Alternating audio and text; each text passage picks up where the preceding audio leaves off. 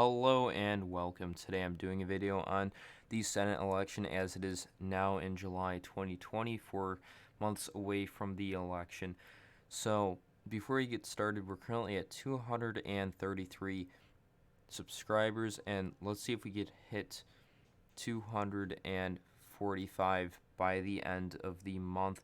And let's get started. So first, Republicans for the safe: Oklahoma, Arkansas, Louisiana, Tennessee, West Virginia, Nebraska, South Dakota, Wyoming, Idaho, and that is all for their safe. Moving over to the Democrats: Oregon, Illinois, Delaware, New Jersey, Rhode Island, Massachusetts, bringing Democrats to 241 to Republicans 339. For likely Republican states: Texas, Kansas. Currently I see Kansas in the likely due to oh my gosh, what's his name? I'm drawing a blank. Chris Kobach, likely not to get the nomination, giving Republicans back the edge in the race. If it was Chris Kobach, I could see this as a lean or tilt Republican, or even too close to call. But as it is now, it doesn't look like he will be getting the nomination. Mississippi, Alabama flipping it from Doug Jones. Georgia, South Carolina, Kentucky, and Alaska,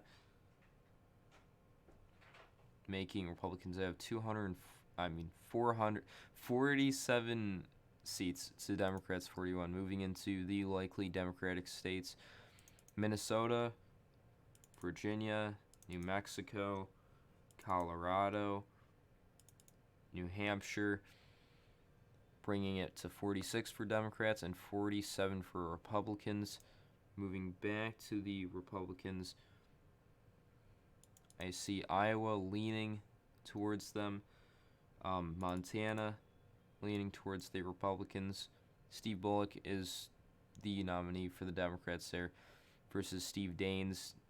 Steve Daines in JHK and a couple other predictors have shown around a 60 to 70% chance for Daines to get the victory, and it is a general election. I know Steve Bullock won the governor race back in 2016, but he is facing an incumbent Republican senator that's decently popular and is getting a good amount of support from the Republican Party in a pretty Republican state.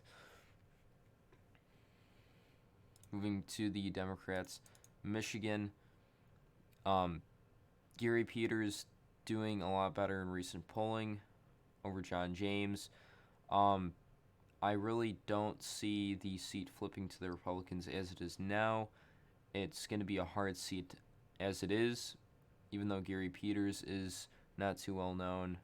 John James will have a rough time there with the general election and Biden on the ticket, which will help Michigan go more Democratic. It's currently very favoring to the Democrats as it is now. We'll see how it is later, but I'm looking at it as now in July 2020. Another state: Arizona. Martha McSally doing very bad against Kelly there. She's down around 7 points currently. I really don't see her winning the election. She did lose against Kristen Sinema in 2018 in Arizona, and she was appointed to John McCain's seat and is most likely to lose it to the Democrats. Moving back to the Republicans, I forgot to include this one: Georgia special election. It is going to be closer. We'll see who the Republican nominee is and the Democratic nominee is there. Currently, it is unknown. Actually, is it known? I haven't looked at. I think it's no, it's not known yet. There's still a couple of primaries that have to happen. I think it's narrowed down though. Moving back to the Democrats: I see Maine right now tilting towards the Democrats. This is going to be a very interesting state. I really see it as like maybe a 55% chance for the Democrats to pick up and Republicans having a 45% chance of holding Susan Collins' seat. She's getting attacked. Ryan left over Kavanaugh and other dealings with the Trump administration. We'll see how she does come election day, but as it is now, I see it favoring the Democrats there.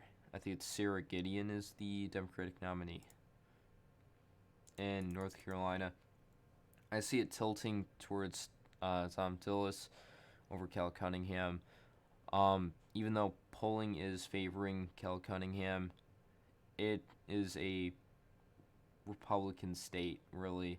It's a lean Republican state, but Republican registration's way up compared to Democratic registration. Even though polling has Cal Cunningham ahead, it's going to be a close race. Trump's on the ticket there in North Carolina. Even though Trump's underwater there too, it is, in my opinion, not really going to flip to the Democrats. Bringing Republicans to 51 seats, the Democrats 49, holding the Senate. Democrats picking up Arizona, Colorado, and Maine, and Republicans picking up Alabama. Thank you for watching. Please go subscribe, like the video, and hit the notification bell.